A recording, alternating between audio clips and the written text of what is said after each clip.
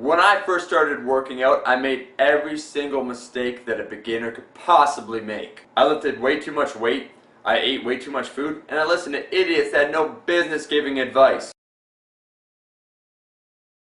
Let's prevent that. This video is going to save you a whole year probably from your training block in terms of mistakes that I made so you don't have to make them. One, the biggest thing I could recommend is don't yo-yo with your body. You see, when I first started working out, I went from a puny 145 to a hunky chunky 215, and now I've been everything in between. And I could tell you from being all the possible different weights and trying the different combinations of bulk cuts and so forth that they just didn't and they do not work as effectively as long-term lean eating and lean gains. What I mean by this is that you can't yo-yo with your body. You can't decide to quickly do a short bulk and then a cut. It doesn't work. The whole idea of bulking, you gain too much fat, and when you cut, you probably do it incorrectly and you'll lose some muscle. The end effect is that you're always kind of the same body. It's a pocket. What I promote, if you don't have to lose excessive amounts of fat, is slow, steady progress by gradually ramping up your calories, and to meet that, ramping up your training capacity and the amount of work that you do so you're always gaining muscle and always seeing more results.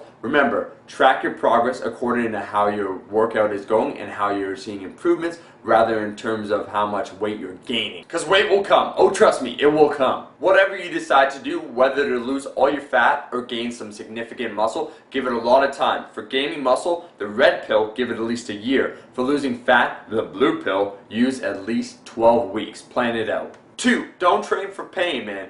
And train with your brain, not with your ego. I was one of those poor, misguided individuals that thought that pulverizing my body was the solution to getting the body that I wanted. I would train for at least 2 hours, a couple times a week, and get absolutely next to no results whatsoever. Overtraining your work capacity and always beating yourself into the ground is obviously a way that won't work towards trying to get results. And I find too many people, as I said before, we train with our ego. We're guys, we train with our egos, so we try and lift too much weight. Train at your capacity, never over your capacity. And remember, don't look up towards bodybuilders to try and emulate them in terms of how they train. They use steroids, which give them a higher work capacity than a normal individual. You should look at any serious long-term lifter and you'll notice what they do is always train at their capacity, never above it and never below it. Simply put, if you're seeing results, if you're adding weight onto the bar, if you're using more reps, more sets, more complicated exercises and taking less rest, you're getting results. What you're doing is working. But if you've been grinding it out for quite a couple weeks, then this probably means you've been working too hard or using too much weight. Back it down so you can dominate that weight and then gradually increase it from there. 3. Quality foods still have calories. I know it sounds obvious, but once again, when you first start training, everyone tells you, bro, just fucking eat. But that's not true for the vast majority of people. As a man trying to gain some weight, starting out at about 12, as a male trying to gain weight, starting out at about 2,500 calories would be much smarter and gradually ramping it up from there rather than doing what I did, which is just starting to eat 5,000 calories right out of the gate. And it was all clean food. It was like 3 chicken breasts a day, 12 eggs, lots of cans of tunas and so forth. It was a terribly huge amount of food. I didn't even know how I ate it, but I ate 5,000 calories and the end result was gaining 80 pounds from eating high quality food. Remember, 1 tablespoon of peanut butter still does have 100 calories, even if it's healthy for you. As a simple rule, if your waistline is expanding like more than half an inch every single month, brother, you're eating way too much. 4. Don't make your own program.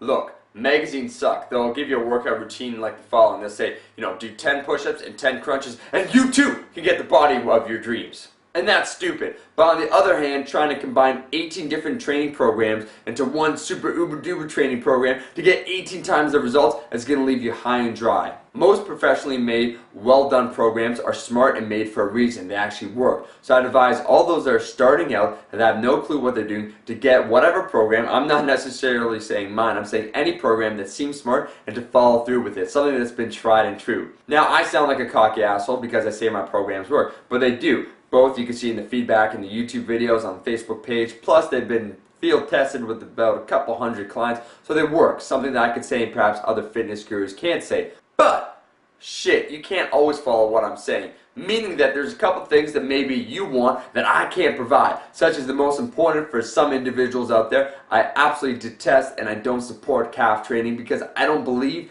that a bodybuilder style diamond calf is all that attractive. I like more the aesthetic look, the athletic look of calves and not training them directly. But you might want bodybuilding style calves, so brother, go elsewhere. I won't be offended if you watch another video, but train and customize and follow a smart program. Don't combine all of this random shit into one Uber program. It won't work. If I could summarize shortly what I just said in a nutshell, I'd give my 18-year-old self the following advice. 1. Don't cut your hair despite what the ladies say. Your hair gives you power. 2. Don't be such a tool in the gym. Don't train to the point of almost passing out. Don't eat like you're on epic meal time. And don't follow idiots in the gym. Subscribers, I want to hear from you what advice you give for a newcomer when they first start to weight train so they could get results and they could be helped out by you. Because we are a nation, and if you're not part of the nation, what the hell are you doing? It is free to subscribe. Go ahead and subscribe. And